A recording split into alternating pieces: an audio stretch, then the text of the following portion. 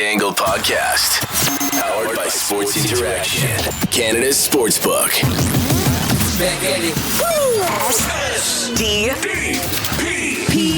The Steve Dangle Podcast. With your hosts, Steve Dangle, Adam Wilde, and Jesse Blake. Let's go! Starting the show with some potential news. Looks like the Jordan Kyrou extension, whatever it is, will be wrapped up by the end of the day. Knowing us, it'll be right at the end of our show.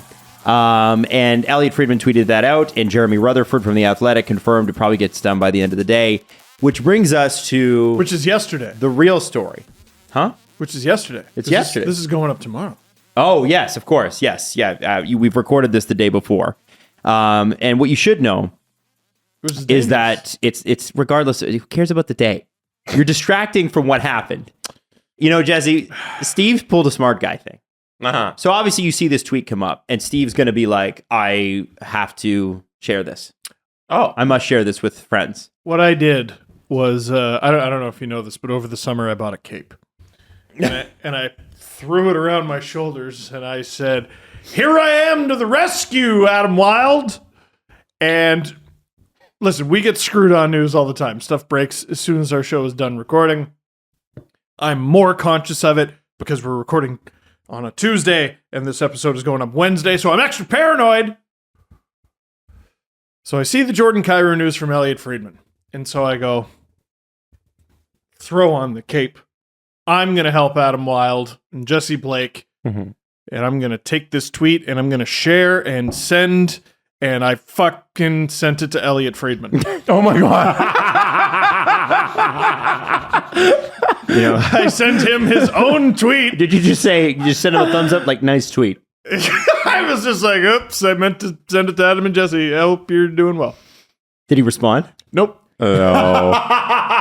That's the best even part. worse. Yeah. If he responds, then it's okay. But if you get nothing, if he ghosts you, if Adam calls him at 8 a.m. on a Tuesday and it's ghosted. I got haha, no worries. Oh, okay. Wow. All right. Wow. It's not ghosted. Yeah. Let's go, friends. Elliot Friedman. He sent his own tweet to him. I'm an idiot. I haven't done that since Garrett Sparks, that old story. Oh, yeah. Tell that story. That's a good That's story. That bad one's so one. much worse because he was, I can't remember which season it was, but it looked like he was done with the Leafs organization, like done.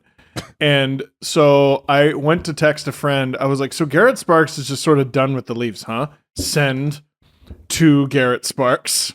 How many more years did Garrett Sparks play for the Leafs after that? 1 or 2. And he ended was the up winning the Calder Cup. Yes. After I sent that, and then he was the Leafs backup and it didn't go great. But yeah, it was... What did he write back to you? Nothing. All I saw was red. Oh, that's so bad. Oh. We did end up, I did message him years later and I was like, hey, so I'm sorry about that. And he basically told me forget about it. But yeah. It's a good guy. Yeah. Saying that. I felt quite bad about that. That's a tough one. It is. That is a... Yeah. That's a... I don't think I did it at night, and thank goodness, because I wouldn't have gone to sleep that night. That's a bad one. Mhm. So anyway, I need to be more careful. I sent Elliot Friedman his own tweet. What a dumbass. It's good. I knew you would like that. Yeah. That's good. Make Yeah. sure when Elliot tweets from now on that you tag Steve and ask him if he sent it to Elliot to know if Elliot knows that he tweeted that. Yeah, whenever there's an Elliot Friedman tweet, reply. No! Steve, make sure you send this to Elliot. Just want to make sure he sees it, man. Oh, it's amazing. Listen, there's I mean, because we're doing back-to-back shows and because it's early September, there isn't a whole ton of hockey news to talk about. So we're gonna talk a little bit about, first off, Mikey Stevens' tweet. How does Sonny Milano not have a contract yet? Well, he hasn't signed one. That's how. Idiots. But how is you Sonny check Milano? cap friendly? He doesn't have a contract. I know, Yeah. but how? Happy He to didn't help, sign it. Michael, Yeah. No, you need to sign a contract to have a contract. with a pen. Shitheads over here. I don't know if the NHL does e-cig. Yeah, no, they do DocuSign. They can DocuSign. Yeah, maybe- Steve, Can we talk about it's 2022. for a second though? Can we talk about DocuSign and the fact that if you do more than 2 documents a month, they make you pay a subscription fee? How much do you think the subscription fee for DocuSign is? $500 a month. It's $20 a month for DocuSign. Damn. That's not bad. That's a lot for That's one $240 a year. No, especially when you can do it on if you're your- a real estate agent, that makes sense. I guess. $20 for doc. There's probably all these other features to it on locks. You know, come on, guys. DocuSign needs to keep the lights on. Yeah. Are you trying to take away money from They've these been doing people's the same- families? They haven't done the same. They've done the same technology for the last 10 years. DocuSign in 2013 is the exact same as DocuSign now. Oh, do you still click and then click? And then I'm pretty draw sure you your can do it name with the poorly? Microsoft. Can you do it with the Photos app? Can't you actually do? You can do an e-signature now with your photos. I have no idea. Pretty sure I saw that on TikTok. Yeah, but it doesn't have all the extra features that DocuSign What does has. DocuSign No. have? I don't have The ability to auto-populate the date, Jesse? other things as well. I don't have the features list, but I'm sure if you went into their different tiers of subscription, you'd find a lot of useful things if you are in the business of getting people to sign documents. When it comes to you, you're the other end of the user. You just get it and you sign. You don't see what goes on the other side, the people who are preparing the documents for you to DocuSign. Put some respect on the DocuSign people, please. God, I'm so bored. Yeah? This is dreadful. Adam reminded me of a TikTok I saw recently where this guy was talking about a conversation he had with his therapist. He said to his therapist, I think I have ADHD. And the therapist said, get off of TikTok. Yeah, that's what you reminded me of just now. Oh, I saw it in a video on TikTok. Oh, well, it's fucking real. Don't. Must be true. Must be true. What else is It is- I hate those conversations What do you mean? when people are like, "Oh yeah, no, I saw this thing." I'm like, "Where'd you see it?" Like TikTok. Oh, so some random person talked for 30 seconds and now you're spitting it as fact. Some random person who talks like this for no good reason. Oh yeah. The Earth is coming to an end. that guy's boy. I don't know why he delivers things that way. I don't know that I don't guy. know what his name is, but I always see him come up, and I'm like, "Who is this guy? And what are these news stories?" Also, the not interested button doesn't work. I know. There's this one particular channel where I'm like, not interested. Yeah. And TikTok goes, yeah, you are. Yeah. And they keep showing me and I don't want it. How about a little alt-right? How about a little alt-right? How about that? Little No. alt-right. See, that's not my algorithm. You don't even hate women like a little? Oh god. Here you go. Here's a little bit more of that. Yeah, there was a week some more of where Andrew Tate was all over everything. A week. And then he it was disappeared. 2 months of Andrew Tate. I couldn't stand it. I don't want the Reddit post with video game in the background. Yeah, you do. Some of those are good. So you know those? I know, and that's the worst part. The Reddit But post. Hank Green told me they're all fake. Yeah, they are. They're auto-populated. Yeah. So those are like they actually have TikToks about how to make auto-populated TikToks that'll get you a ton of likes. They're not very hard either No. to generate. The coffee I'm drinking, I bought off. Yeah, Jesse, why are you like you could do that? I know. You I actually know. have the skills to do that. I saw it. I'm like, oh, I could do this in like 10 minutes. And I was like, Should we yeah, just do that on the SDPN account with Reddit R Hockey and just be That's like, not a bad idea, honestly. And then I would put NHL footage over it. Why you know? doesn't Sonny Milano have a contract? Yeah, and just footage of me It's making not amazing poke checks. It's not a bad idea at all. There you go. Yes, it is.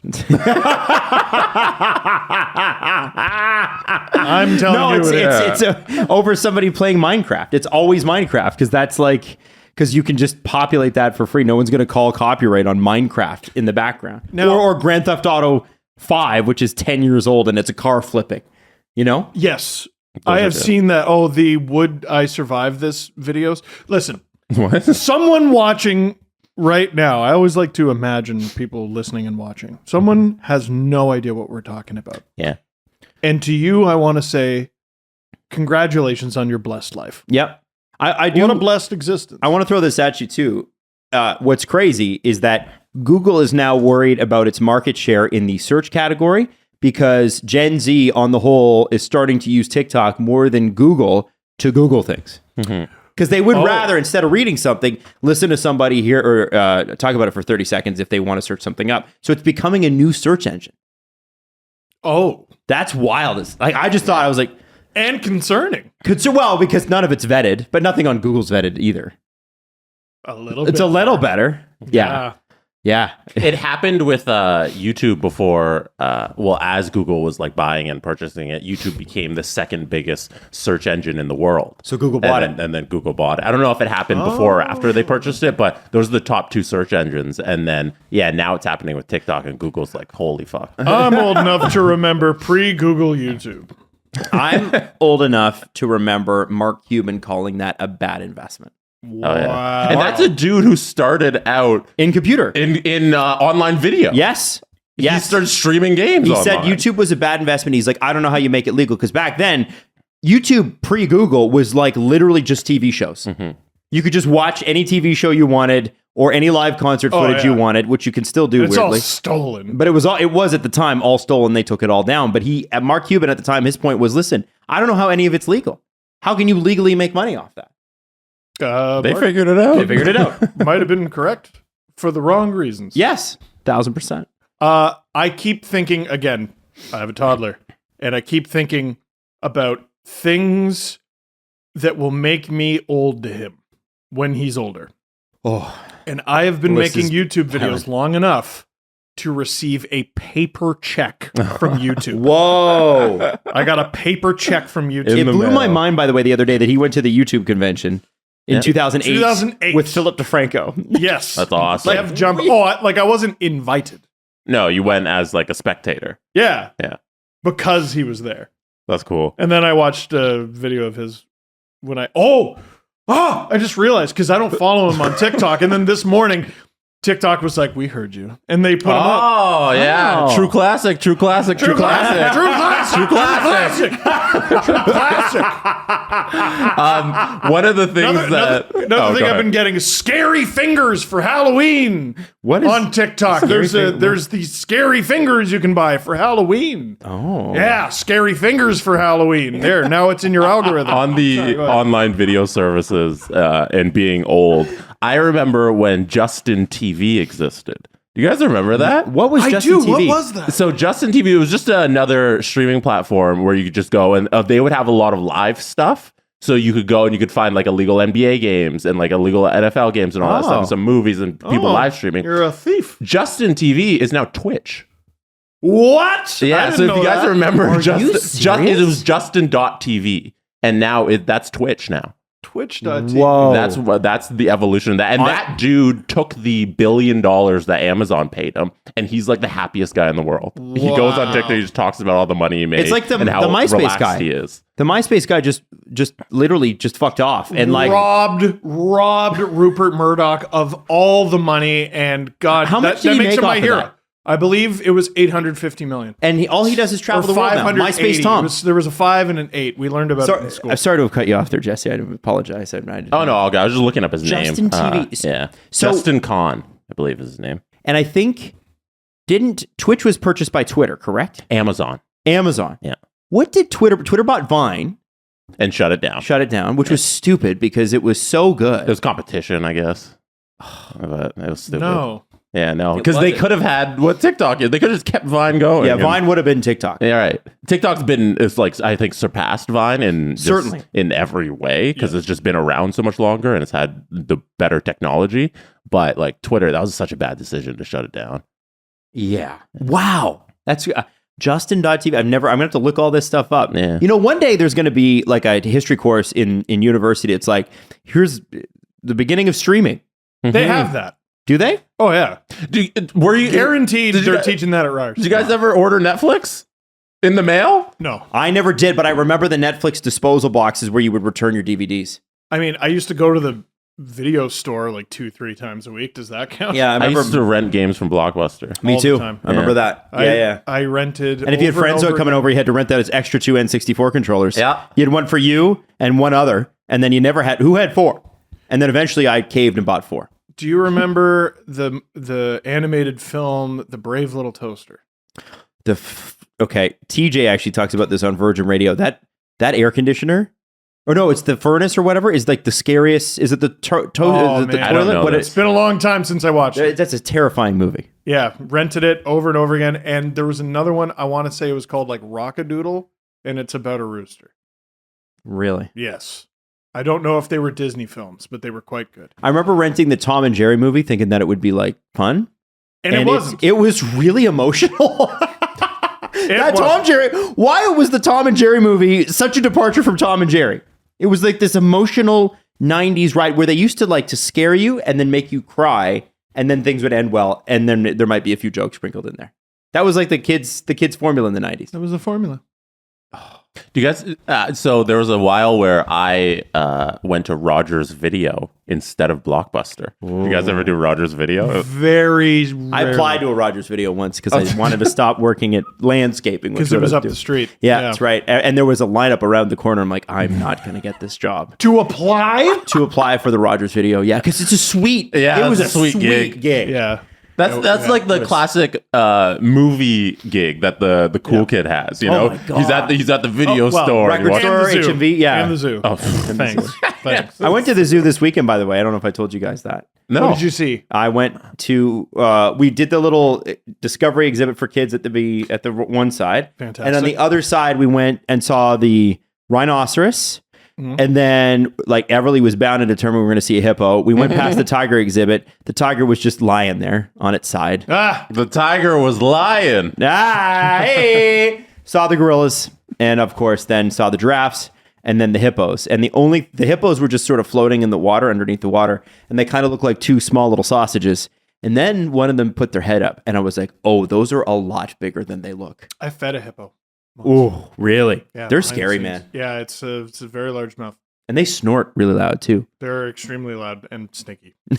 What's the loudest animal at the zoo? Yeah, what is loudest? Oh, the people. By far the people. Definitely the people. The hyenas are pretty loud. That's give me a minute to think about that. Okay. If like, because you know all animals make a sound, which one makes the loudest one? If they had one opportunity to make a sound. The baboons, the male baboons are extremely loud, and probably some of the birds. Like I couldn't tell you which ones, but they go ah! So if you had to say one was the loudest in the whole zoo. The loudest mammal I would say was the male baboon.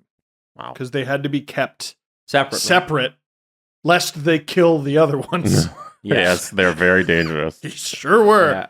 Yeah. And maybe the bears or gorillas, but they're never pissed off enough to make that sort of noise. Right. Oh, no, lion.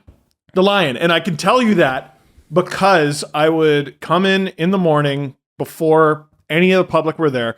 I know the lion is at least a couple kilometers away. It's a huge zoo. And you can hear them roaring in the morning. Wow. Like as the sun is coming, it's fucking awesome. It was definitely one of the perks of the job. I did it. Scar. Yeah. Scar, my son. Help me! Long live the king. It's good. Sorry.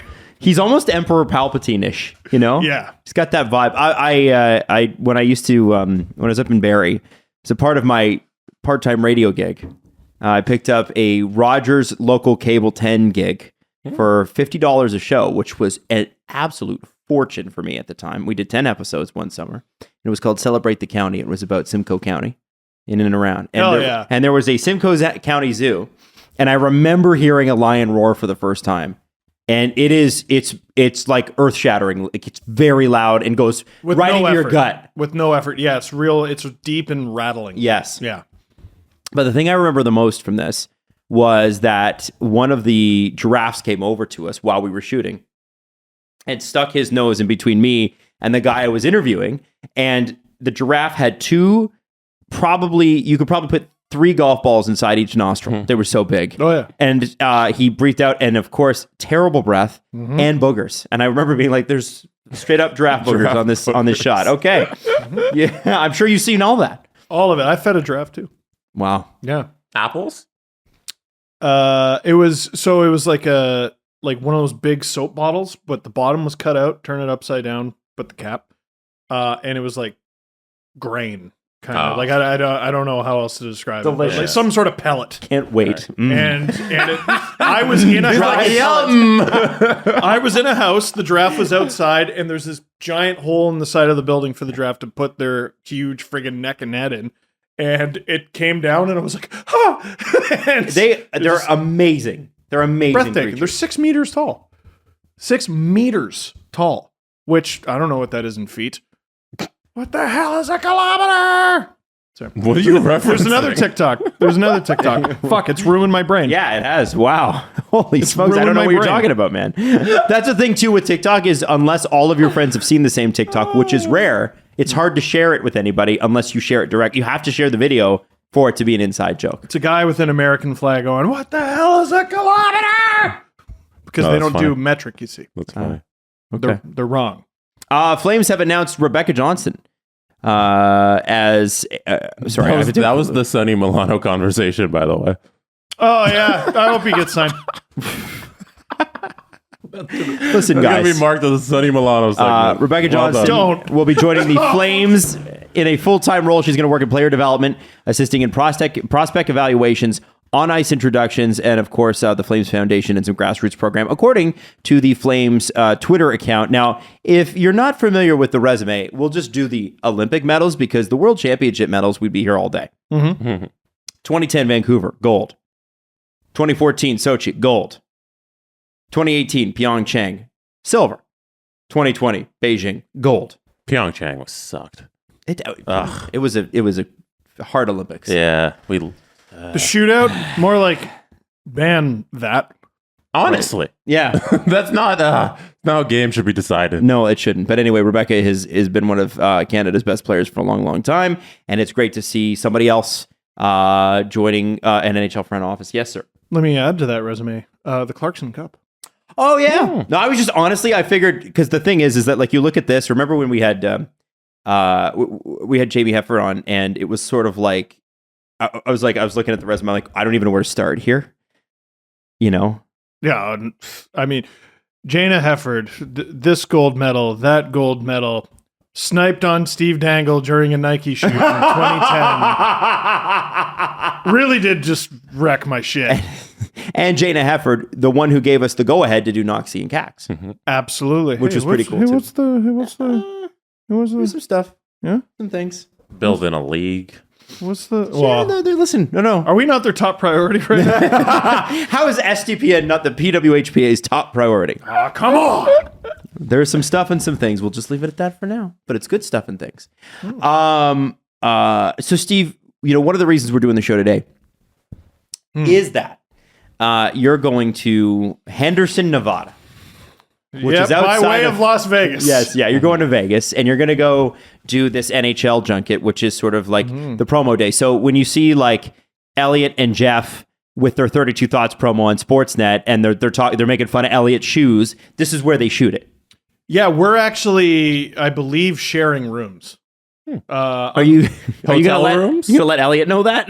I don't know if he knows that. No. Sorry, not hotel rooms. Like when we're shooting. Yes. I know what you mean. Okay, and that's not uncommon. So when we went to the, They just bunk them all together in an 8-person room. Good luck, guys. We're gonna save some money. Yeah. This is my first major NHL event since the 2019 All-Star game. Or no, I guess we went to the draft. Yeah, But- that was pretty major. Yeah, you're right. You're right.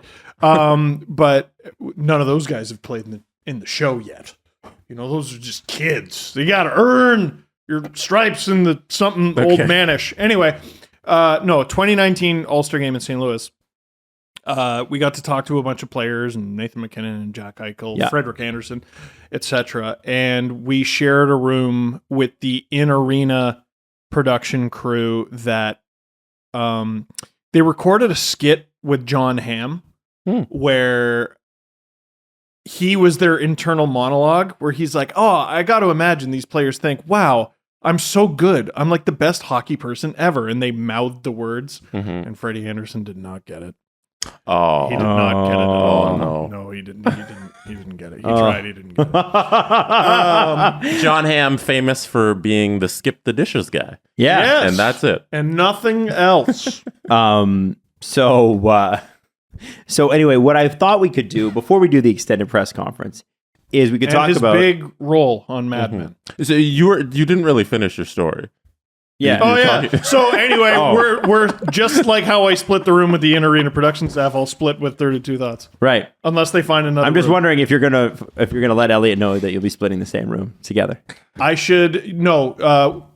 I need him to tweet that he's going to Vegas, and then I'll send him Please the do. tweet Please do. and be like, "I'm also going to Vegas." So Can you explain what an NHL junket is like? What's it like? Because you've done media days and stuff like that, and I think a lot of people might want to know, like, you know, you do see these players, and it's the guys you see on TV right up close. And I know that sounds childish, but at the same time, don't we all like sports because we're all kind of kids still? And so I kind of wanted to know what is the vibe like? I know it's a business atmosphere. It's not like you're walking around asking for autographs, but what's it like? No, I would get fired pretty fast. The first one I ever did, I want to say it was 2015. And it was very unlike how the next few days are going to be. So let me tell you about that. Okay. I was given a list of players that I'm going to speak to. I was not given a cameraman. I wasn't given a producer. I wasn't given anything. So you got to capture this however you're going to capture it. And I said, okay. That is... And I go, where am I going? And like, I didn't know until the day I got there. And they're like, here, no one's using this set. Just go here. And like, I'm flustered and I'm, you know, trying to think of what am I going to ask Sean Monahan? And what am I going to ask Joe Pavelski? And, you know, I look up from my work in my panic and I'm like, this is the coach's corner set. Oh, that's kind of cool. Yeah. I was like, oh, no one is using this. This is the one. Okay, sure. So asked Sean Monahan some stuff. I tried to get him. That was like the height of boring Sean Monahan. Which was a very funny Twitter account. It was a very funny Twitter account, and I was going to get him to play along with it, and the Flames shot it down. No. He was down to do it, too.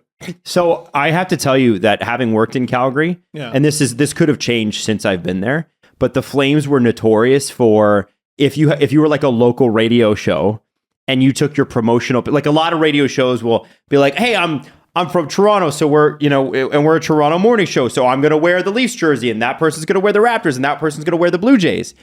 Every team in Calgary was cool with it, except for the Flames. If you showed up on a website with the Flames jersey on, no, they would actually like send you a cease and desist. Oh, great. Yeah. So I'm not surprised that their PR staff, they've just had that reputation. Know if they're still like that. Well, it's been 10 years. I just remember being like, what? But it's around that same era. It doesn't surprise me that in that era, maybe things have changed.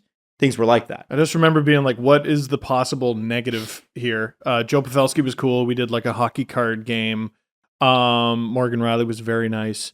But what I remember about that is I was assigned players. So I highly, highly doubt over the next few days I'm going to get any players who I'm not assigned. The players know to go to certain rooms. They have a very tight schedule. And if you're not ready for them, they can just leave. Yeah. And they'll be justified because you weren't ready. Some of them will wait around for like a second or two. But Patrice Bergeron and a Bruins representative walked in to the set and they were not on my list. And they go, hey, are we supposed to be here? And I went, yes. Like just split second. I was like, you moron, that's Patrice Bergeron. So I got him, have no questions prepared, no cards prepared. I've done no preparation. And in that moment, I knew exactly what I had to do. I'm like, all you're doing is asking him about Game 7, 2013. Because that's all. If I'm doing an interview with Patrice Bergeron, what do you want to hear me talk about? Exactly. Exactly. That's exactly what I did. Do you remember what he said? Yes. So he talked about, I do remember he was very sheepish because like I was open about like how I was a Leaf fan and he broke my heart and he was like, oh shucks, sorry about that. He's such a nice man. He's such a nice man. And the only time that veil dropped at all was when he mentioned the year before in 2010 when the Flyers got swept. Or sorry, no, the opposite. Oh, there it is. There it is right there. There's one of my 2 button-ups that I owned. Did you pay for that one? Yeah, I did. Yeah, all right. I hey, did. bought a shirt. Showing off the chest hair there, Look at that. Steve. Thirst trap Dangle. Is that a Sportsnet video? Wow. It sure is. Yep. Captured on my laptop camera. No kidding. Yeah. Well, I didn't good. have. How was I going to? It looks good. Yeah, because it's well lit. Because this is friggin' Hockey Night in Canada. Yeah. Set.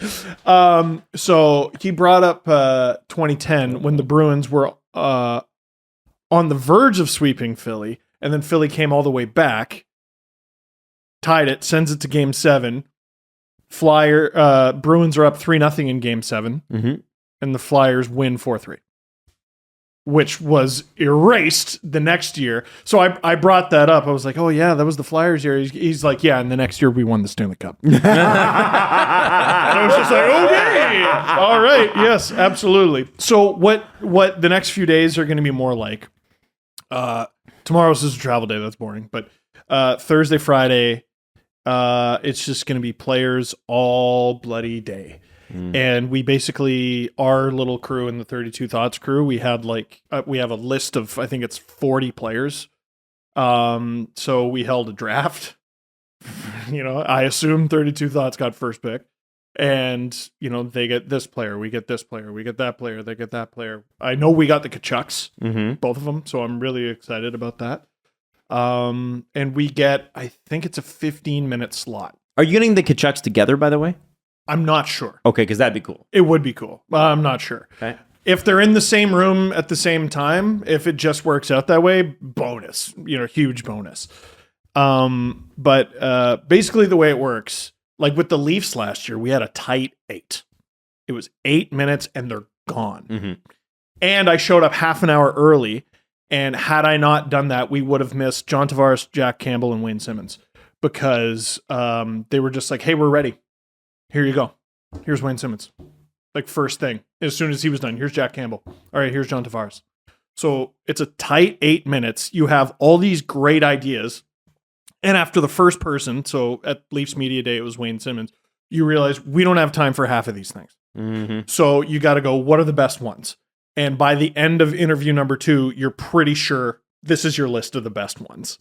So that's what we're going to do for the next few days. We have all these fantastic ideas. And by the end of interview number 1, we'll realize half of them are dog shit. Yep. Throw them away. By the end of interview number 2, we'll realize this is the golden rule. This is what we're doing. And that's what we'll do for the next 18 people.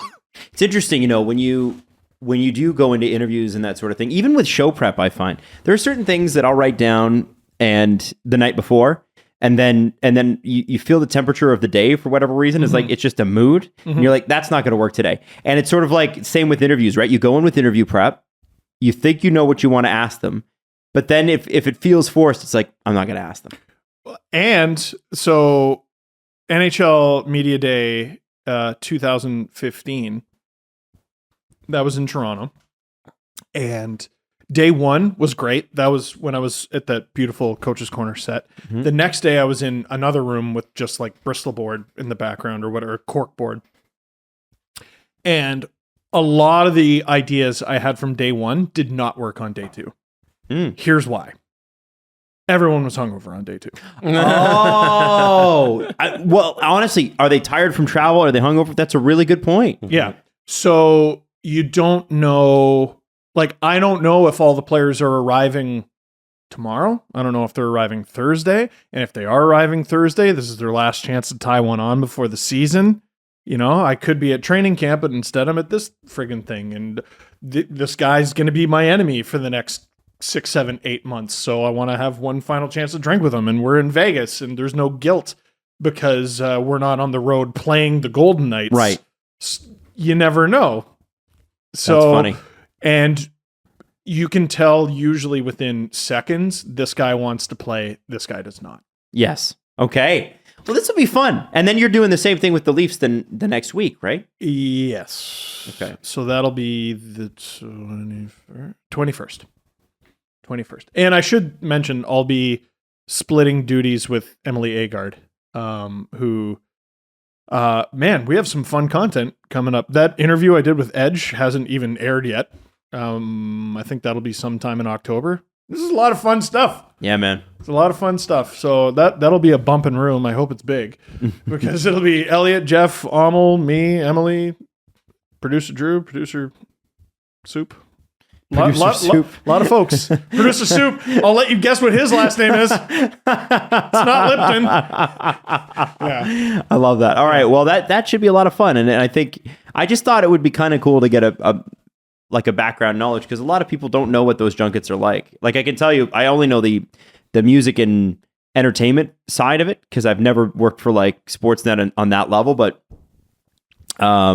I can remember, and I think I've told this story before, being in Edmonton for Taylor Swift on was the album before Red, whatever that one was, with the pink on it. Anyway, we had 10 minutes with her, and her record label was notoriously difficult. They were good once you got in their good graces, but they were a lot of minutes. 10 minutes is a long time. Yeah, and she was like the biggest star up and coming at that time. And they said you can have a camera, but you can record only the first 2 minutes. What? Yeah. They were like, you can do a 10-minute interview, but only the first 2 minutes can be recorded on camera. And so, so we're backstage. And what was the Edmonton? It was Rexall, right? Yeah. The old arena there? Yeah. Rexall place? Yeah. And so I remember going in, and they had this whole theme backstage where they like to sort of set the mood for you. Like Taylor's people are very, very planned, and they are difficult so that she doesn't have to be. Right? That's the whole thing with artist management. Every artist manager is difficult so that the artist doesn't have to be, so that the artist walks away with a good reputation. And I remember sitting in this tent, and it was like this fantasy sort of like linen everywhere hanging, and there was beads and whatever. And I swear to you, I'm sitting there with my camera guy, Tristan, who had flown in from Toronto, and I was working in Calgary at the time. And in walks Taylor, and it's like the heavens shone. I honestly, I've said this to people in the past, but there are certain people that have like a presence. Like when you read the Steve Jobs book, they talk about how he had like, they called it a reality distortion field, where he could get people who were bound and determined, Steve, this cannot be done.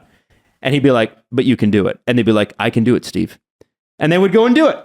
There are people that have that magnetism, that presence. Jerome McGinley. Yeah? 1,000%.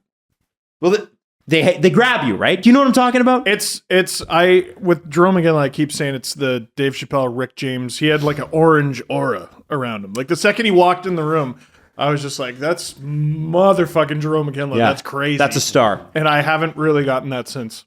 I haven't with many people. There's a few people where you're like, there's an aura there. There's something. Yeah. And Taylor was one of them. And I remember being like, and not because it's not because you have like a crush on them. It's not because, you know, I guess it's starstruck, but I had interviewed hundreds of people before that. Never got that feeling. And she came in and commanded the room and did a great job with the interview, but commanded the interview.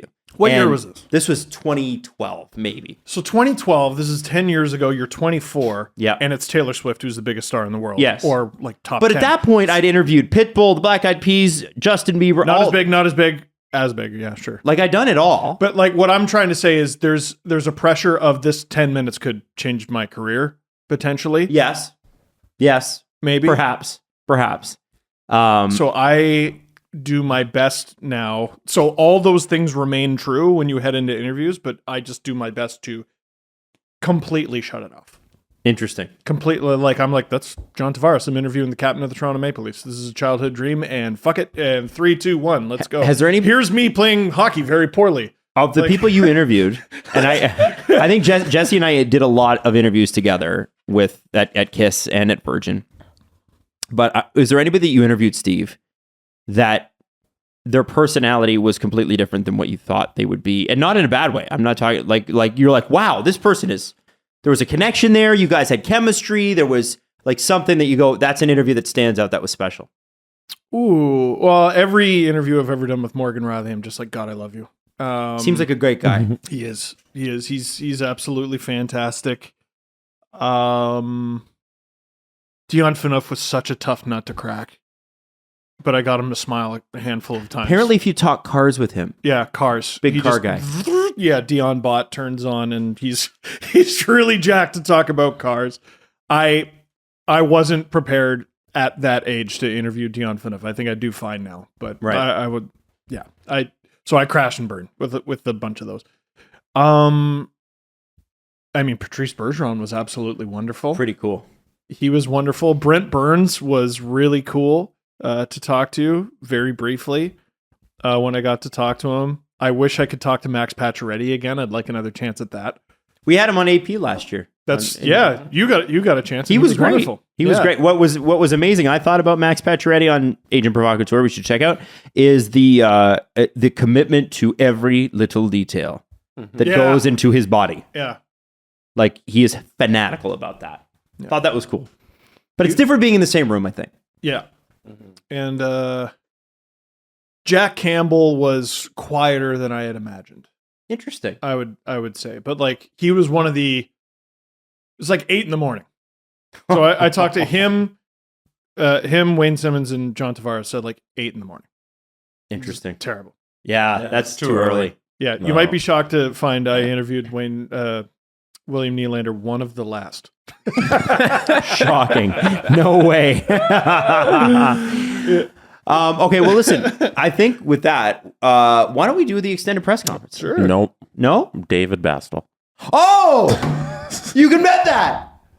Oh, my goodness. And then after 19 plus. what should please, we do? Yeah, we'll do the extended press conference after that. 19 plus. Please play responsibly. Jeez, thank you, Jesse. Completely forgot. That's okay. Good job.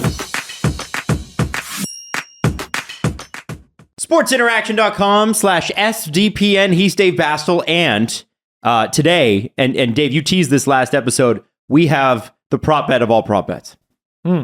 So this is it. The reigning Rocket Richard winner, Austin Matthews, 60.5 goals. Are we going over or under 60.5? The bar is set. See, it's What say you? 60 flat last year. So does he beat his own record? So yeah, he has to. So if it's 60, you lose. That's right. Oh, Yeah, that's the under. That's the under. Yeah. Sorry, not you Yeah. lose, but yeah. You don't lose. Hey, if you bet the under, you got it at 60. I mean, right? I mean, that's tough. That's tough. It's Probably really the safer tight. bet to bet under, right? Yeah, it's just more likely with injuries and just the history of people not hitting 60 goals. It happens The once every under is more decade. likely. Yeah. But it's Austin Matthews, and all he has done throughout his career is get better at scoring goals. He's the only one with over 45 goals last year that played under 75 games. Did he? Okay. Yeah, he played I didn't know 73. that. Well, look at that. What a mutant. What a mutant. So I'm saying. Wow. Despite the fact that he is a mutant, I'm going to go under. Oh, because- boo! Because Boo this man! Because boo me. Boo this man. You're Okay. no fun. I can't wait for your Jets fan reaction, Steve. I said I like Should have Kyle gone Connor with for Line 50 Jeez. Why under? because it's extraordinarily hard to score 60. Except he's done it at that pace 2 years in a row. You know? Oh, well, now he's scoring 80. Because he scored 40 in the lockout year. Or not the lockout Steve's year. right. It's the smarter bet to go under. Yeah. But Jesse. Are you going Jesse, under? you have him Yeah, at I'm going under 65, as well. right? Dave, what's that? Ooh. I thought Jesse was going to pull out a 65, I but thought he no, was nobody's too. going over. I'm What going about you, over. Adam? What is I'm going over. What's the 92 over under? Like, could beat he Gretzky? beat the record? Good What are you luck. laughing I think- at? You know what? that has got to be untouchable. 92 goals. Think of that. That's outrageous. I think people are Man. going to give us a hard Good time. time for not believing in Austin Matthews. I think, and they should. Why did you say that? you three are in trouble. I'm off Yeah. the hook here. No, I can't wait to be the crown winner, the mustache winner after this. After this season, we're coming back to this, by the way. Nobody forget this. This is the moment. This is it. He's going to have 60 goals by game 81, game 82. Sip. And there's your under right there. Dave, thanks so much for coming on again, and we will see you next week, my friend. Sounds good, guys. Take care. Mental health in the sports world, mental health in all the world is thankfully taking center stage. People are looking after their mental health, and we think you should too. We all do. Therapy, no matter how you receive it, is extremely important, and it's great to see more athletes kind of speaking up about it. You know what I mean? Mm-hmm. So, what we want to do with BetterHelp, who has come on and has been a part of this the show, is we want to give you an opportunity to try it out. And BetterHelp's cool because it's convenient, it's accessible, it's affordable, and entirely online. You can meet face-to-face with somebody. If you're not comfortable with that, you can do a phone. If you're not comfortable with that, you can do it over text. It's however you want to receive it, and it's not the customary 2 or 3 month wait time sometimes it can be to get a therapist. You're usually matched within 48 hours. If you go to betterhelp.com/SDP, you can get 10% off your first month. That's betterhelp.com/SDP. You know what it's time for, guys? Tool time. Spicy cereal time! Oh, yeah! Who doesn't love cereal? The crunch, the sweetness, the way you can accidentally eat a whole box or as a snack at midnight. See, when you said who doesn't love cereal and then you said the Crunch, I thought there was a bad guy named the Crunch. No, there is who not. Doesn't like cereal. No. But that wouldn't make sense. But you could pretend your cereal is a bad guy and then eat it. Like cocoa, fruity frosted flavors, peanut butter, blueberry muffin, maple waffle, honey nut, cookies and cream, cinnamon roll. These are all Magic Spoon cereal types that you can try. 0 grams of sugar, 13 to 14 grams of protein, and only 4 to 5 net grams of carbs in each serving. It's low carb, it's keto friendly, gluten free, grain free, soy free, and only 140 calories per serving. Go to magicspoon.com with the promo code STP to grab a custom bundle of cereal and try Magic for yourself. And be sure to use that promo code. What's the promo code, Steve? Dangle. It's SDP. Nope. It's SDP at checkout right. to save $5 off your order. There's different ones. Magic Spoon is so confident in your product, it's backed by 100% happiness guarantee. Ask him Steve, again. so go to magicspoon.com to grab a custom bundle of cereal. Try the magic for yourself. Be sure to use our promo code SDP at for the bundle. At checkout for $5 off your order. And Magic Spoon is so confident by their product that it's backed with a 100% happiness guarantee. So if you don't like it for any reason, they're going to refund your money. No questions asked. Remember, get your next delicious bowl of guilt-free cereal at magicspoon.com/SDP. And use the code SDP to save $5 off. The Presser. SDP. The Steve Dangle Press Conference. So we have a ton of questions left over from yesterday. I think, Jesse, on Discord and Twitter? Yeah, on Discord and Twitter, as you said.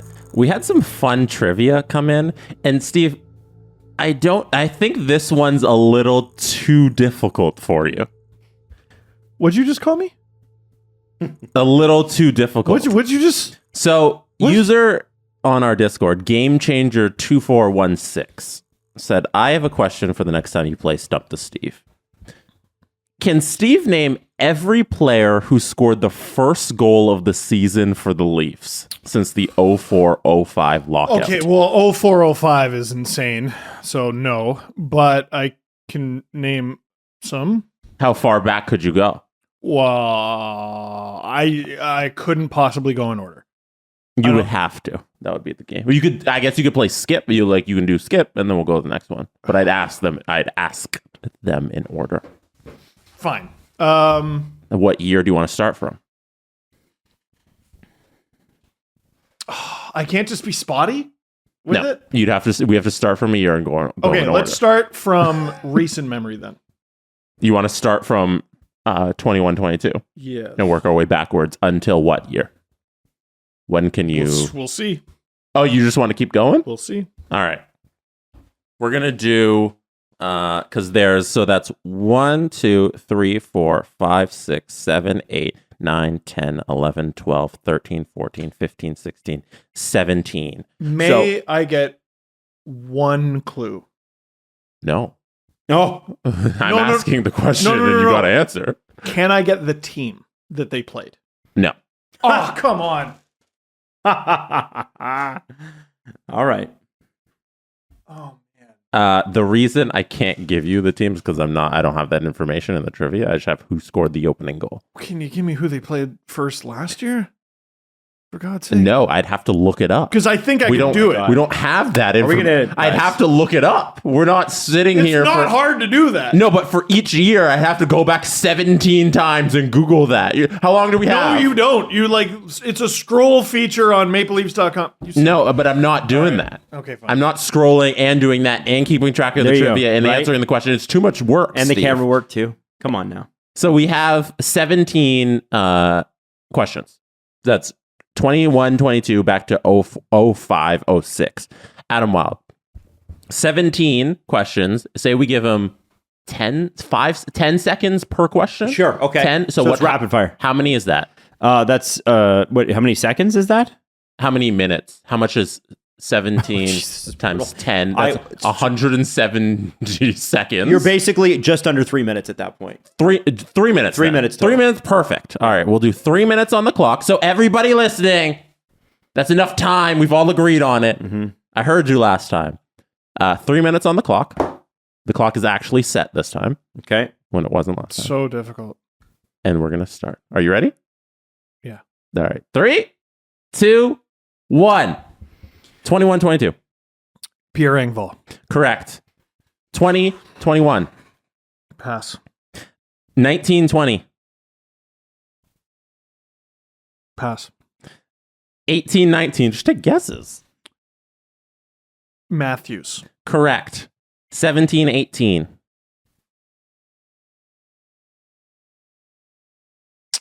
Marlowe. Incorrect. Pass.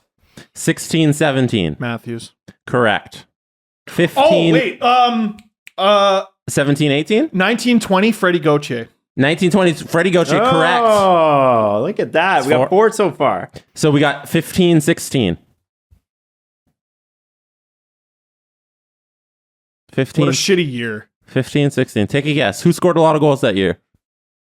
15-16. Oh, don't give me that. Yeah, there's V.A. Parento? Incorrect. Oh, Leo Komarov. Incorrect. Oh, well. Top line. Thanks a lot. Neither of them. Top line. 15-16. It's a rough year. Yeah, man. Jesus. JVR? JVR. Well done. Hey. 14-15. This is even worse. Nazem Kadri. Correct. Nay. 13-14. 13-14. This was the Dave Boland year. Is it Dave Boland? It is incorrect. You suck. I hate the way you phrase that. Tyler Bozak. Incorrect. Phil Kessel. Incorrect. Okay, so now I'm just guessing every name. Line mate.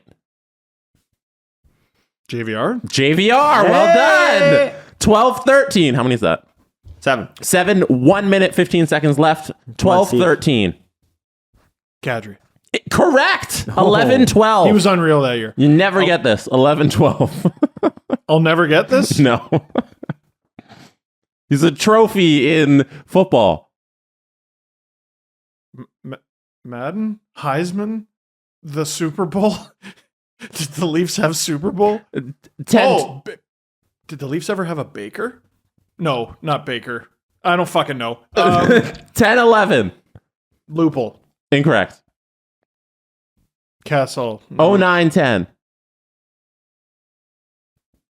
Oh, what a miserable year. That was 07 and fun. 06-07 was a captain. Oh, my God. Who's that? 06, 07? Yeah. Oh, Matt Sandin. There you go. I'll give you that one. 05-06 was a defenseman. 15 seconds. Oh, they lost this game in the shootout, the first ever shootout. Caberlet. Incorrect. The other one. Brian McCabe. There you go. Give me that one. And we have 4 seconds left. 3, 2, 1. All On my right. count, you got 10. There it is. Wow. 10. Not good. 10's not, but 10 out of 17. Not bad. Not bad at all.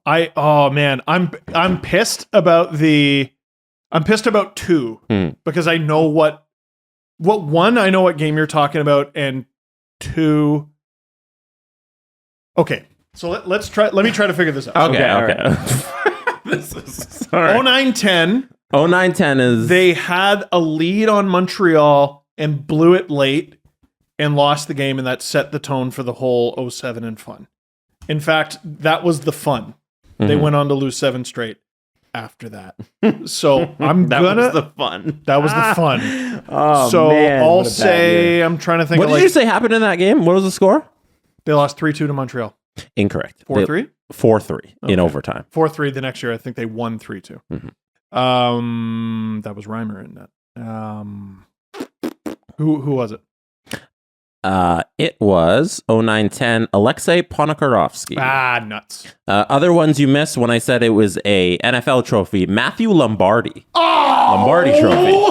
Wow. Come on! Lombardi. You should have got that one. 10-11. I couldn't think of a good hint for this, but he's come up on the podcast wait. before. So they won this game. It was 3-2 against Montreal. 10-11. Yeah, Reimer Okay. in net. Yeah. And he was really good. Boy, Matthew Lombardi has never come up on this podcast before. Damn. That's a name. That's a name. Yeah. 10-11. So it was a game to Montreal. Game versus Montreal. There's 3 goals Yeah. to 2. They won it. And Reimer shut the door late. Mm-hmm. That started a 4-game win streak to start the year. Good start. They were, yeah. That was like a streak of good starts that led to nothing. Yeah. There were goals in that game. Tim Brent! Whoa! Let's go! Oh, yeah. Well done.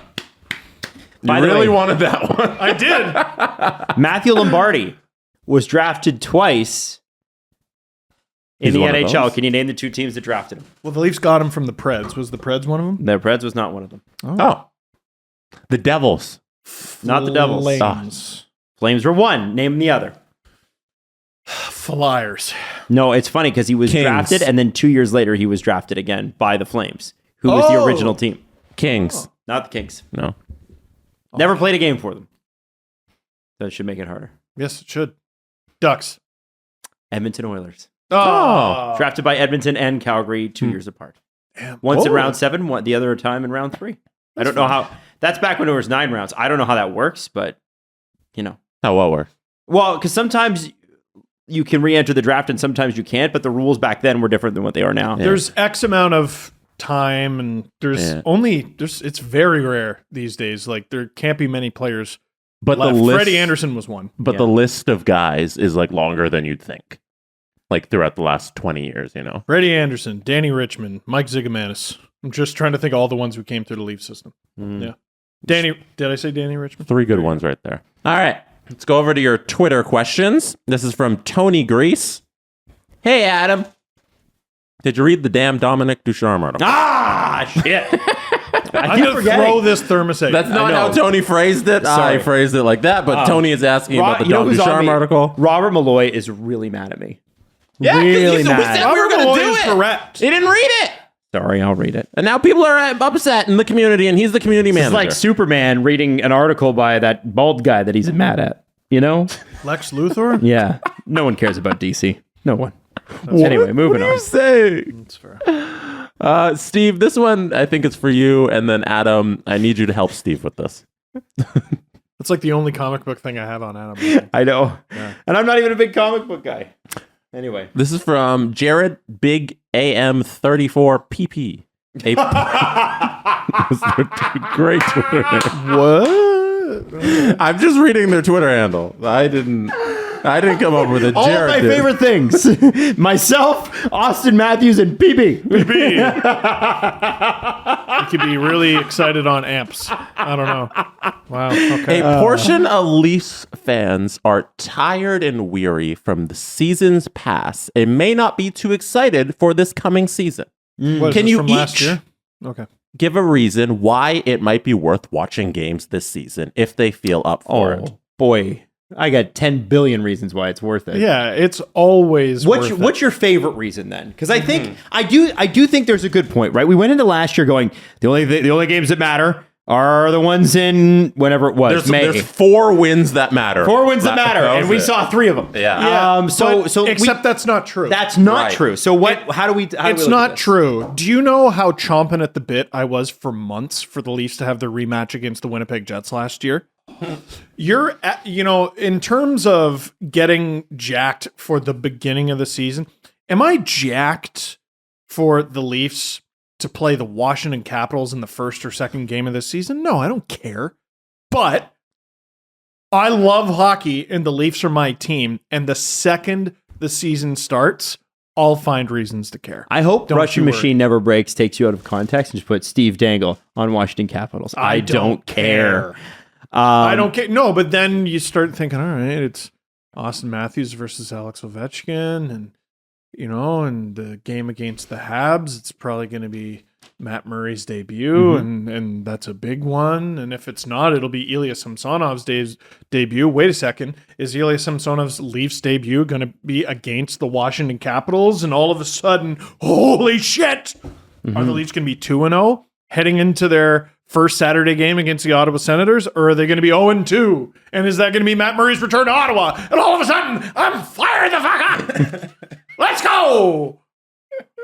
So I thought after the Montreal series, I might be done with hockey. I might be Steve Baseball. I remember those podcasts. They weren't great. Steve Baseball. Listen, we'd all come through a very, very difficult moment in history. Well, also I was just miserable. Yeah. But like for non-hockey reasons, it didn't help that they also did that. Yeah. And then the season started, and I was like, well, this is fucking interesting, isn't it? Just like it always is. It I think you want to watch games because, well, first off, they're entertaining. Like, we like this game, right? We like the ice and the puck and the sticks and the fans and the whole everything. We like that, right? All the stuff that Stompin' Tom outlines in the song. We're all fans of that. Hello out there. So the whole concept of hockey is great. The game is one of the most exciting that humans have ever come up with. It's a brilliant, amazing, fast, fucking fun game. But I think the thing that you really can get behind when it comes to the Leafs this year is there's a lot of question marks around certain parts of their game. Okay, so first off, the first question's got to be, they had the probably the best Leafs regular season of all time last year. And I don't think we've really given that enough attention. They had the leading goal scorer and they had the MVP in their lineup. The Toronto Maple Leafs, who hadn't had an MVP since the 1950s, I think? Very long. Or early 60s. It's been a very long effing time. So you got that. So is Austin Matthews going to do that again this year? Is on the other side, what's the defense going to look like? Is it going to be, it's always kind of fun tinkering, like, because they never have figured that out. But mostly, I think the guys that you want to get behind are two guys you mentioned, Matt Murray and Ilya Samsonov. When you go and Google some Matt Murray interviews, he seems like, and if nobody watched this because everybody was so burnt out on hockey, but go watch his opening press conference with the Toronto Maple Leafs when people actually had the chance to talk to the guy. The passion. This is a guy who's like, he lost his father. They used to watch Leaf games together, if I'm not mistaken. Like, this is a childhood dream for him. He's living the dream, if you're a Leaf fan, that you grew up wanting. And I don't know how, listen, you can show me all the metrics. Well, he had a good 15-game stretch in February, and then you'll have the other crowd who's like, yeah, but he's still trash, fuck him. I don't think that at all. I think this is going to be, if he succeeds here, and I genuinely, on a human level, hope he does, and also I'm a Leaf fan, of course, I hope he succeeds. It's going to be such an amazing story. And I think you watch, and as a fan, you root for these types of stories. You want guys. Remember when who was Dion Phaneuf's defense partner when they went in 2013? There was a guy who just came out of nowhere. Ryan O'Byrne. Not Ryan O'Byrne. No. Mike Koska. Mike. Not. Yeah. Was it Mike Koska? It was Mike Koska. 100%. Mike Koska was like this guy. He was just guy. And then all of a sudden he made the team and he scored, I think, in his first couple of games. And he was like one of the Marlies MVPs because the AHL was playing and the NHL was not. Right. And like people are like, I guess this guy's going to make the team. And then he does. And then he's on the first pair with Phaneuf and we're all freaking out. And then he actually did pretty well. Exactly. And looked like Thor. That helped. Yeah, it does help. I think it's like, I think you watch for the human stories. Obviously, to get a success on the Dubas era of this team, to get a measure of success, they're going to have to make it to the second round. And yes, I think if they don't make it to the second round, you're going to have a conversation next summer about not just Dubas, but Shanny and Lawrence Gilman and Sheldon Keefe and everybody gone. That conversation will take place. But until that time, how about you enjoy the product on the ice and root for the people that are here that really desperately want to be here and want to win here. All everybody talks about is the blue flu and these guys don't care and they're not in the gym or whatever else. Man, that Matt Murray is a guy that I'm watching going, I'm rooting for you because I think you embody what a Torontonian wants a Toronto Maple Leaf to be. The wild thing I think about the Leafs is they are very clearly in the gym and they are very clearly trying their fucking hardest. Like this is the most honest, hardworking Leaf team there's been ever seen in a very long time. Yeah, maybe since the Gilmore years. Yeah, and they still can't get over the hump though. Right. Mm-hmm. And I don't care how well they played against Tampa; they lost. It's a hard league. It's like, an extremely we don't put hard enough emphasis league. on that. It's a very good Leafs team, but it's a very good league where the top end teams can just destroy your soul. The in 7 games. The reaction in this fan base was pretty interesting because we all saw the same thing. They were probably the better team for most of that series, and this series was decided by one goal, and there was a goal called back, and what do you gotta do to get over that hump? Just to put what do you gotta do to put a cap on this as well? This is also not 14-15. You know, you're going to be rooting for a very good hockey team with high expectations. We're not in a rebuilding phase of this franchise. 19 goals. Come on. We're not in a rebuilding phase of this franchise. You're going to be rooting for a team to succeed in the playoffs, which is a very good thing. You don't often see that in your pro sports teams. I do want to mention, guys, Jordan Kyrou extension is official. 8 years, $8.125 million. Yeah, matching contract with Robert Thomas. Yeah, there you go. Just throwing Makes that sense. out there. This is from Mason. If the Leafs had another outdoor game, which they will eventually, choose their opponent. I got one. Why haven't they played the Habs yet? You want an American team for the you television audience. I think that's what they want. No, Steve works for Sportsnet. He wants a Canadian team. There you go. Because usually if it's the big outdoor game on like NBC on January 1st, right, you need an American market. See, that sucks because a Battle of Ontario would be fantastic. Leafs Habs is a no-brainer. Leafs Canucks is a TV winner. But, I mean, Matthews McDavid Leafs Oilers outdoors would be great. Mm-hmm. Really, we're only missing the Jets and the Flames. And, like, no offense, but those are just the bigger stories. Can I suggest one? Mm-hmm. If you really want a rating smash cross-border, Leafs Rangers. Battle of the Bloated. The two financiers of the league. Like the big money teams. Let's go. And we'll call it the Big Money Cup. And there should be like, you know, the Money Bowl. Like the Leafs the stacks. Like whatever you want to call it. It would be an incredible matchup because both are good teams. There's stars on both ends. And also they're the big money teams in the league. I'm going to make it sound like I don't care about the Capitals, and that's not the case. But like the Leafs and random. Caps don't have like a vicious rivalry. It was Why random. did they play each other? Yeah. Russian machine, you guys know what to do. Why did they play each other outside? Who have the Leafs played outside? Detroit? That makes sense. Mm-hmm. Buffalo? Buffalo? Okay. And in Hamilton? Yeah, that's a clever idea. And Washington?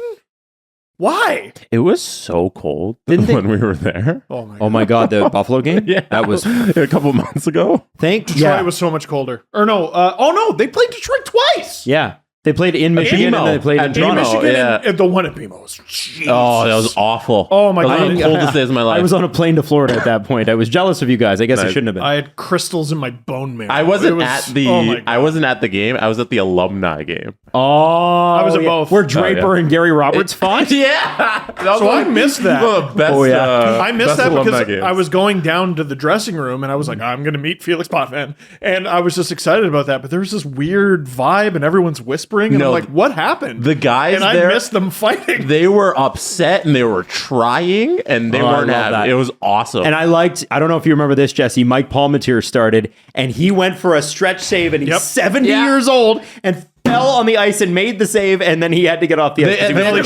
they had to cart him off. Penalty shot against Thomas Holmstrom. Yeah. And I didn't want to see him get hurt. However, that meant nearly 2 full periods of Felix Potvin, which I was cool with. Yeah, I remember being like, "Oh my god, this old man! I feel so bad."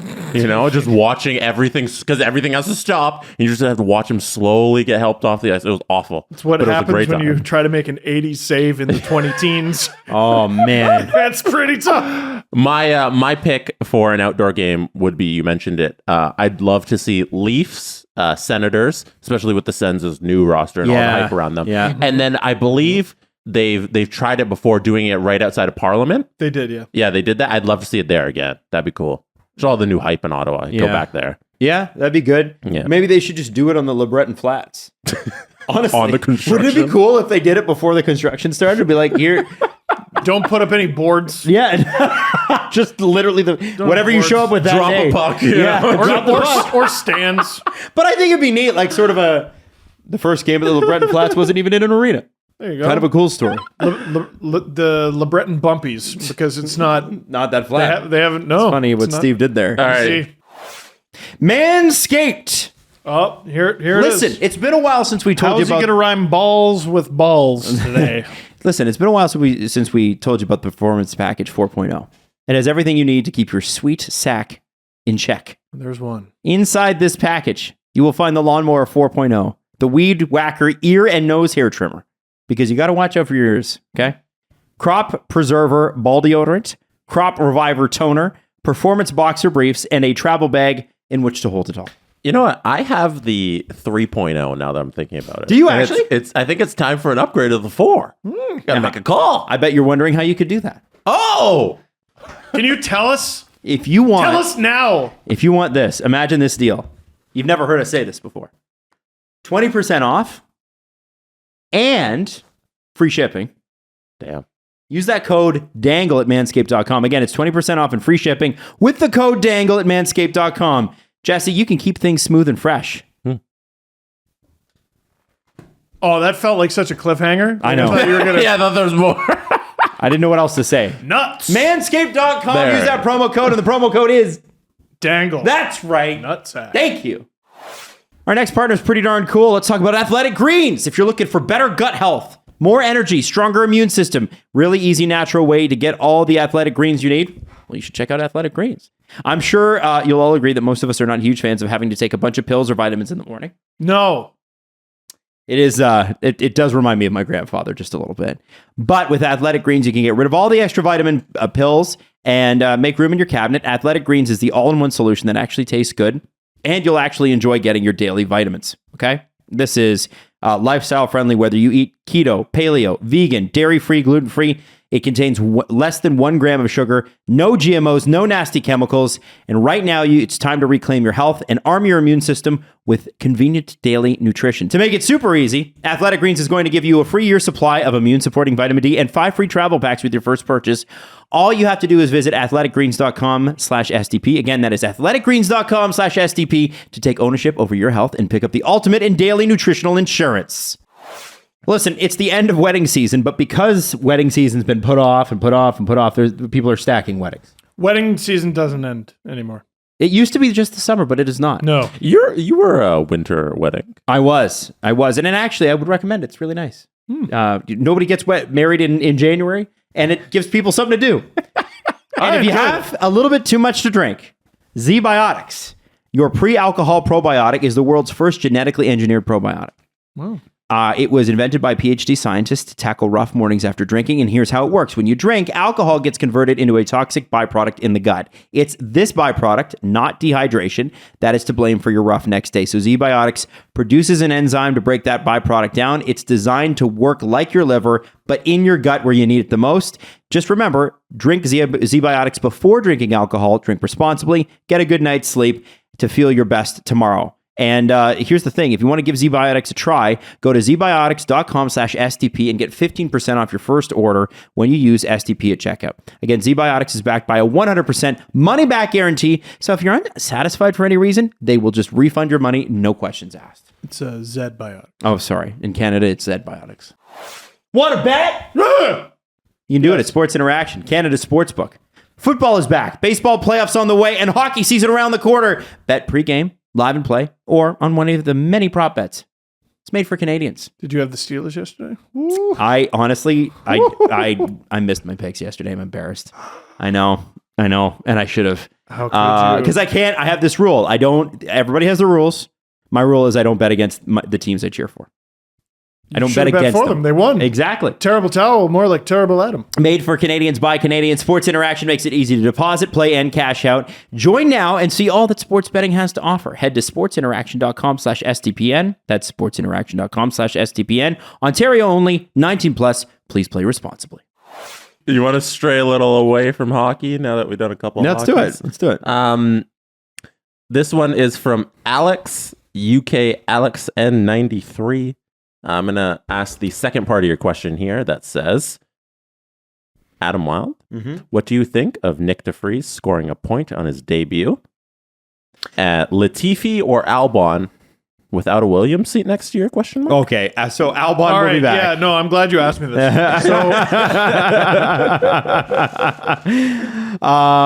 First off, I think he scored 2 points because he finished 8th. Or no, 9th. He finished 9th, so he gets 2. 10th, you get 1. 10th. I thought he was. I'm pretty sure he was 9th. Oh, okay. But if I'm wrong, I'm wrong. Nick DeVries is like, Formula 1's so weird, right? Because you have drivers that are skilled drivers, and then you have drivers that are very skilled but are paid to be there.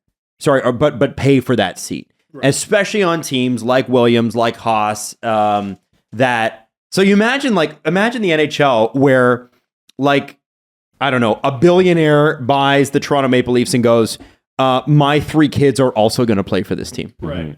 Like that's the equivalent, right? It literally happens in F1. But instead of the team owner doing it, which does happen in F1, it's the sponsors that dictate it. So imagine Coca-Cola sponsors the Toronto Maple Leafs, and the president of Coca-Cola Canada says, 3 of my kids are playing on the Leafs. Doesn't matter how good they are. They're good enough. They can skate backwards. There might be something to say about that. Right. And so obviously it's a bit of a different sport, but it's extremely physical. And no disrespect to Nicholas Latifi, who is like think about this, the top 20 drivers in the world. By any stretch of the imagination, Nicholas Latifi is in the top 1% of 1% of 1% of drivers. The guy is an incredible driver. It's just at Formula One. 1%. Exactly. 1%, yeah. And so Nick DeVries has won Formula E, Formula 2, and I think he's won a couple other championships as well. And the way that it works is that once you win Formula 3, you can't be in Formula 3 anymore. You got to move up to Formula 2. And once you win Formula 2, you can't be there anymore. He's the Formula 2 2019 world champion, and he's like 22, 23 years old. So he's been waiting as a Mercedes backup driver for a seat to open 27. up. So he's 27 now. Nick DeVries, yeah. That's the thing. Some of these guys, like, they wait and they wait and they wait. If Williams wants to be a serious team again, a championship winning team, they need 2 drivers who are not paid drivers. Nicholas Latifi and the sponsors that he brings are worth $45 million to that team every year, and they cannot survive without it. So, they've been bought by this trust company, and they want to make Williams a successful team again and then flip them, like pump and dump them, right? Which makes sense. But if it makes Williams a successful team in the meantime, that's fantastic. And I think Nick DeVries should race there. They've got a deal with Mercedes, but from what I'm hearing, when I'm reading, they already have a contract in place with another driver, probably not Nicholas Latifi for next year. So yeah, Nick DeVries and Alex Albon should be racing for Williams if they're going to be a serious team again. I just think that they may have already made that decision and might maybe regret it. So Latifi's out? I think Latifi, Jost Caputo, who's the team principal, said that if he had a few more strong races, maybe they consider bringing him back. Wow. But he's not good enough. Yeah, for seat. It was like last year, the Haas didn't have a competitive car. We knew they weren't going to be able to get any points. Mm-hmm. It was Mazepin and Schumacher always at the bottom, and then Latifi sometimes finished in between. Mazepin was dangerous for the sport. Yes. He was objectively not good enough to be there. He shouldn't have been on the track. So, and again, I always root for my fellow Canadians, and Lance Stroll, whose father owns the Aston Martin team and is developing the Aston Martin team. Lance Stroll's good enough to be there. Mm-hmm. He's consistently a mid-pack driver. He's an F1 driver. Yes. Yeah. So I don't know. I think to answer your question, yes, Nick DeVries should have been in a couple years ago. Yeah. He's very, very good. It's super weird that he has not been racing for Williams and a Red Bull driver is, but considering Mercedes and Red Bull are feeder teams, but we'll see. I hope so. It was really cool to watch. Steve, if you could buy any sports team and make Leo the star player on that team, what would you buy? Oh, boy. Oh. Any sports team. Yeah. You shouldn't do the Leafs. The Oshawa Generals. You would buy the Generals and Oshawa Generals. Less at stake. There's less at stake. Yeah. Yeah. And then he'd get drafted by the Edmonton Oilers. Not the Ajax Rabbits? Yeah. The Ajax Rabbits. The Knights. How dare you? No, what I'm referencing is going up against the Whitby Wildcats, which is an actual team. It sure is. No, the CFL was ridiculous to do that in real life. The Generals are owned by Rocco Tullio, who was the 2019 runner-up for most Italian. And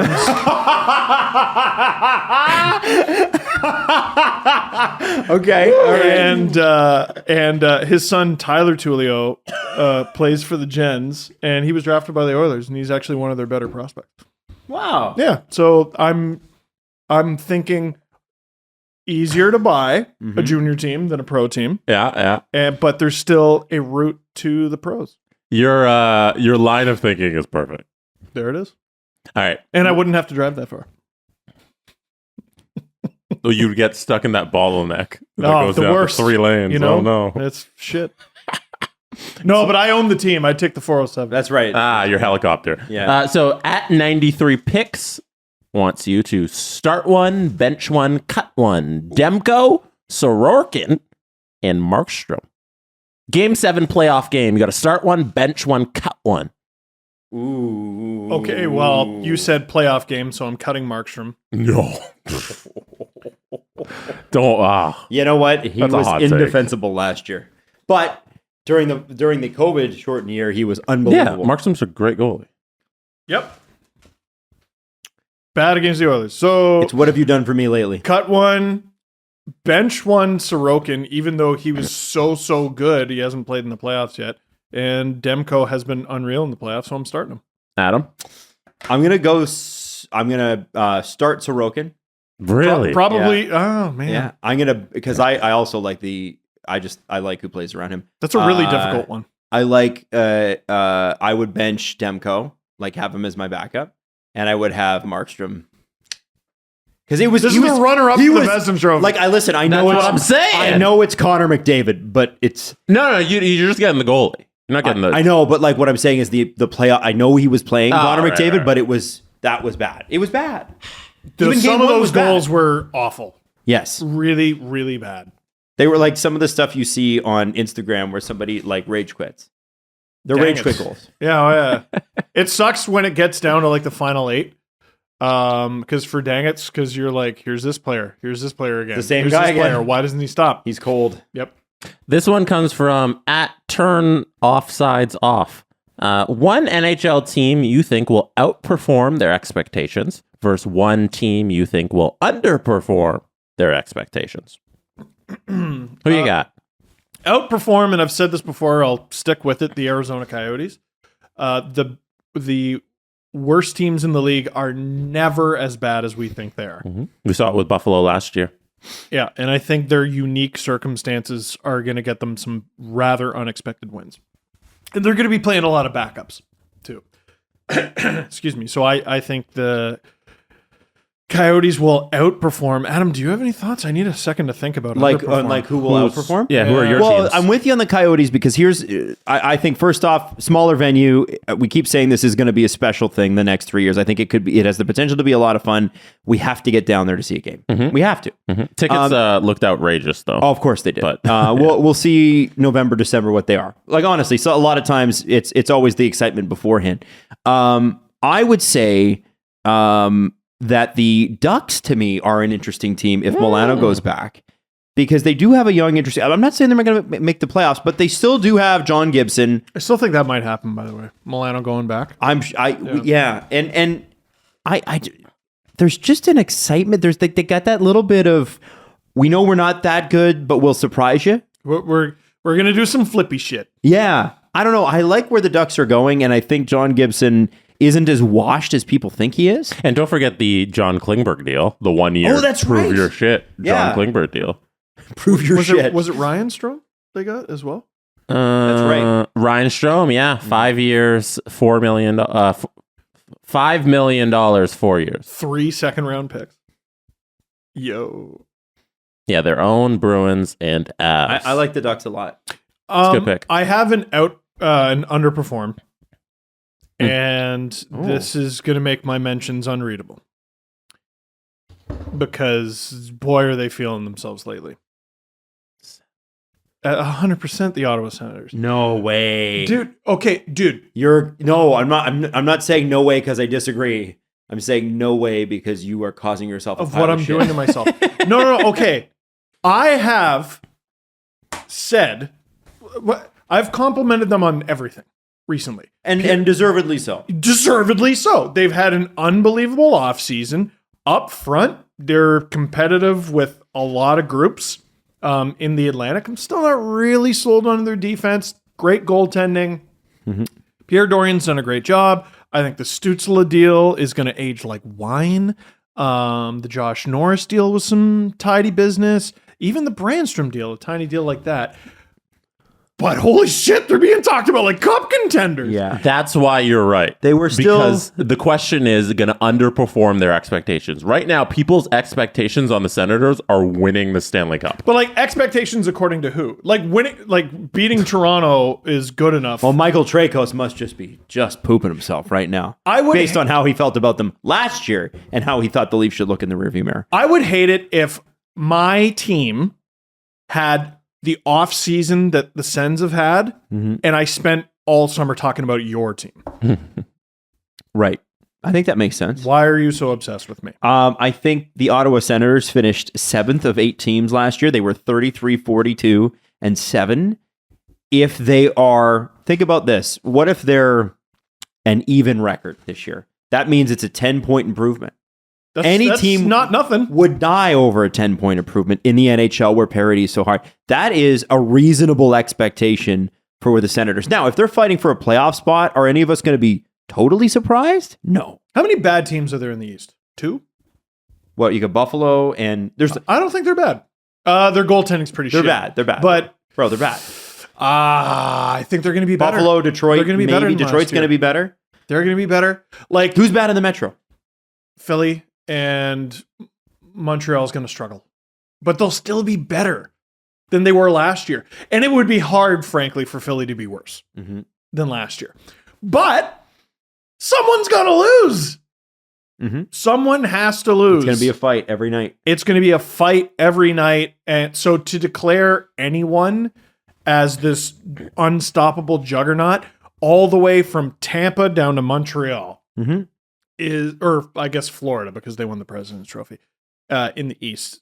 Declaring anyone the winner or declaring a playoff spot for anyone is madness. I'm throwing the Leafs in there too. I think the Sens will get 85 points this year. If the Sens are a 7 seed, they lose in the first round. Is that a failure of a season based on everything they did this offseason? For the Leafs? For the Sens. If they make it to the playoffs? 7 seed? If they make the playoffs, it's a success. Blanket, it's a success. Huge. Oh, wow. Huge success. Yeah, no matter where, just even if it's like 8. Doesn't matter. That's it. Wow. Playoffs. Think about it. See, I don't think they're looking at it like that. I think they're looking like, okay, we want to win a round. They shouldn't. They shouldn't look at it like that. I think maybe they should. Incremental success isn't the worst thing.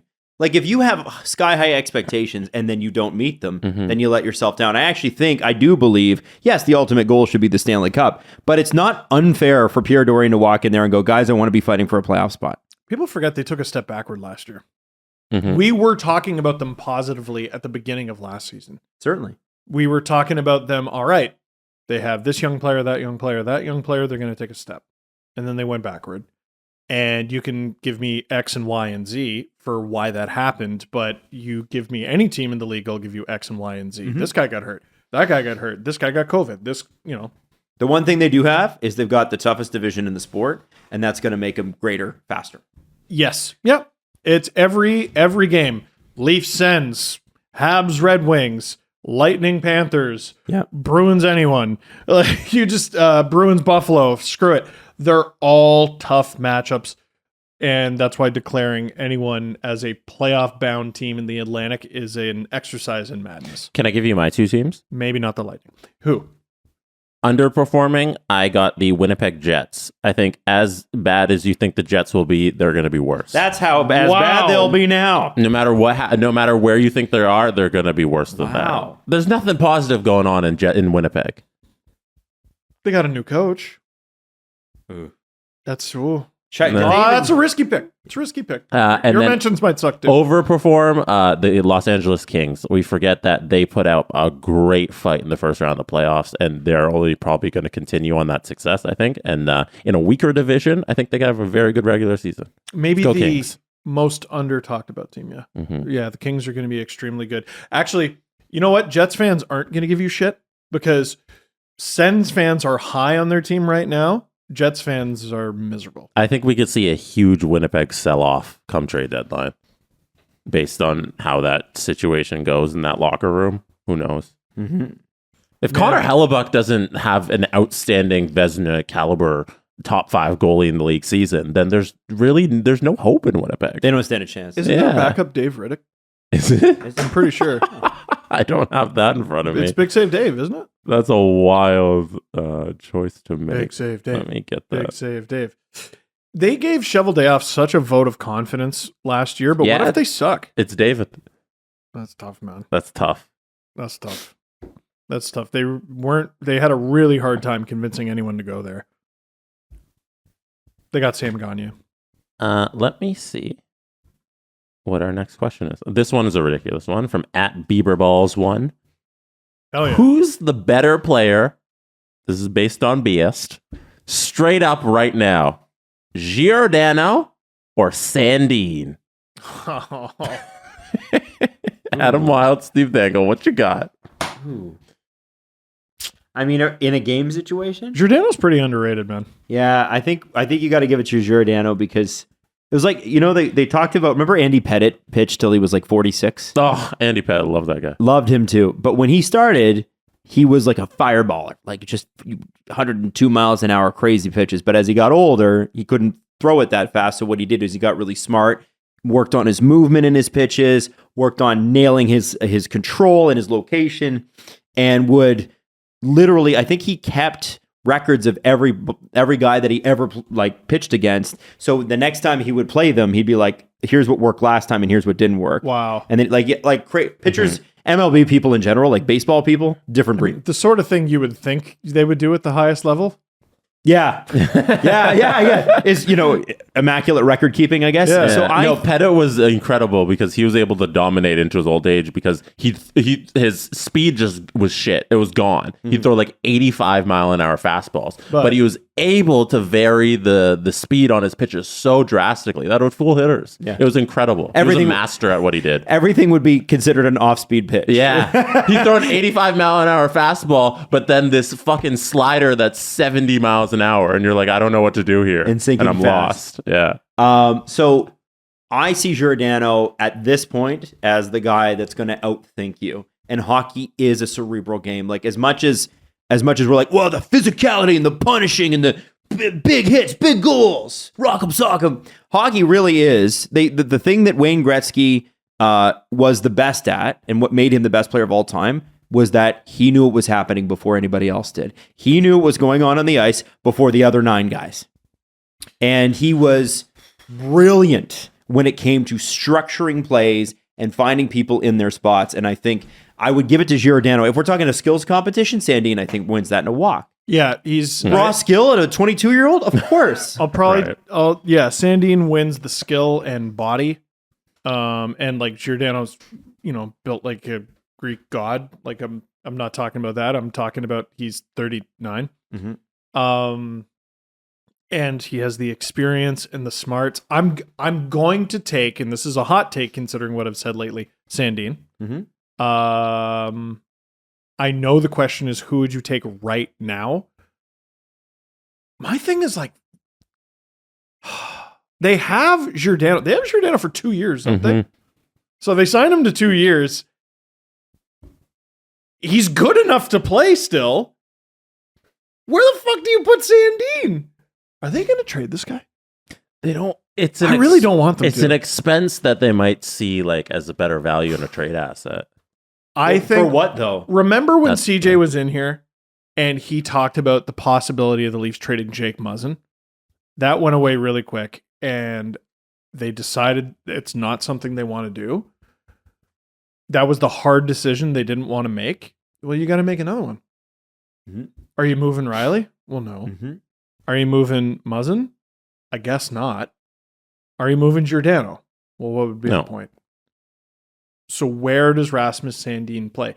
Is this maybe like a loud and clear message? Rasmus, learn to play the right. They gave him like a 1 or 2 game opportunity last year and he was horseshit. So, and that's going to happen to young players, especially playing their offside. He's got to learn. Brody is a left-hander who plays on the right. Dermott, part of the reason he was a Leaf for so long is he had the versatility to play both. Yeah. Sandin does not have that right now. No. And if I can give you this, my preference to answer this question would be I'd like to see them play together. Hell yeah. I'd like that's a good pairing. I'd be happy with that. Like, do you take Liljegren out of the lineup to get Sandin some games? No, you don't. Shit, I don't want to take him out either. No, you don't. This is Liljegren is at the point where you don't take him out of the lineup. This is a pretty recent development for the Leafs. It's great. It's a nice problem. Yep. This question comes from Graham Slam. We can end on this one. I know people are yelling Justin Hall at the right now. But. With the announcement of the network expanding to cover all the Canadian teams in the Game Over format, that is a call to action for you listening. If you'd like to apply for Game Over, Please do. go to sdpn.ca/careers and find the listings there for the openings at Game Over. You still have until the end of September to get your application in. We are hiring. Continuing the question now from Graham. Are there plans to eventually expand to cover all 32 teams? Currently in place? Does anybody want to No, talk? not currently in place, not right now. Yeah, but no, the question is Eventually. I think that'd be ideal. I mean, yeah. I think that'd be ideal. Well, we'd like to get every team in every league, And I would say, but- why limit it to just hockey? Yeah. Like I think the whole thing about this is we're going to take it step by step. We're going to see how this works out. Like we did Calgary and Toronto, we had added them in the playoffs. We couldn't find the experience that we were looking for in Edmonton, honestly, which is why we did it. But I think this time We don't want to put you in a position to fail. yeah, we want to make sure. And honestly, those were quick turnarounds. Like in this particular case, you're going to have time to be trained. You're going to have a ton of support. And that's where we kind of wanted to get. We felt like we weren't ready for Edmonton, and so I think now let's see how Canada goes, and then let's take it from there. And I feel like this is something. Why couldn't you do it for every sport? Why couldn't you do it for every team? I don't know. Cricket. Why couldn't you? Why? Is there a particular person that like are they? Because people are like when you have a game over Boston, when you have a game over Buffalo, We've got a lot of those. Yeah. A lot of people in a lot of markets have been like, hey, I'm a huge Stars fan, and if you ever do Game Over Dallas, like I'm there. Like, there's Grab's looking in Tell like Grav to just text me. Yeah, sorry. Grab would be like, what the? How dare you? I just thought I'd bring up that we are hiring for this, and we do have plans to expand over the next months and years and decades and centuries. Listen, it's fun. You get to talk about the game the way you talk amongst your friends. Like it's not a whole lot of pressure. I think there's a lot of people who are like, well, I got to perform to this. No, you don't. The whole thing is it's what really makes people great on the air now is being as real as you possibly can be. Like being as you possibly can be. We don't need you to be an announcer. We don't need you to be like a trained professional. I can train people to host. I've been doing it for 15 years. I can train you to be a host. I can't train you to be you. So we're looking for you. We're looking for your personality. We can give you the formatics, but we can't give you the personality. And if you think, man, that just sounds like fun, apply because it is fun. Don't do an impression of who you think we want you to be. Yeah, just be you. Be you. And it doesn't have to be like a perfect, like here's an intro and here's me doing. No, just fucking talk to us for a minute on a camera. It can be a selfie. I don't care. And just tell us about yourself. What do we need to know about you that's so cool? And even if it's not, if you're like, I'm a total fucking nerd, I'm into that. Us too. Isn't it the easiest thing to identify? Like, oh, this guy's trying too hard. What's that? Or this guy's trying too hard. He's not being himself right now. 100%. And I think easiest thing to identify. And if you think about it, when you watch somebody on TV who's not comfortable and not being themselves, you can identify it. Yeah. Right? Just be you. If you're trying, if you feel like this is difficult, like while you're doing it, you might be going about it the wrong way. Yeah. Just talk to us. Be yourself, relax. And we're excited to meet you, by the way. This is going to be fun. Get that tongue off the roof of your mouth. Breathe, shoulders down. Get some water. Yeah. I want everybody to do an impression of Steve Dangle. Oh, no. Well, I guess there's going to be a lot of people texting Elliot's tweets to Elliot then. Yeah, that'd be the easiest way to do a spot-on impression.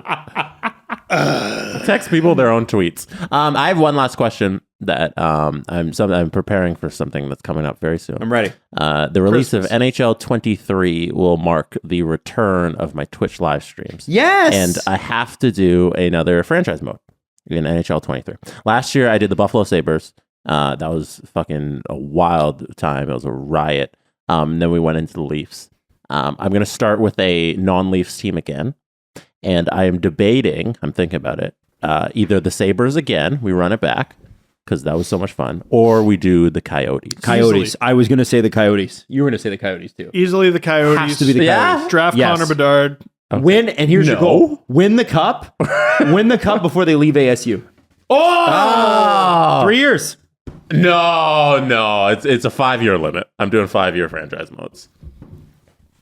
Oh my God, they debuted. If you- I Okay, need to get enough tell you this. runway out of my streams. If we could put this on Sports Interaction, I would. Jesse, I will bet you Leafs tickets. Actually, no, you don't think you can do it. You're betting Jesse I think I can win. $800? $800. No, I think I can win. You think, What do you mean? Can you win in 5 or 3? Can you win in 3? Would you put Leafs tickets You on? never won with Buffalo.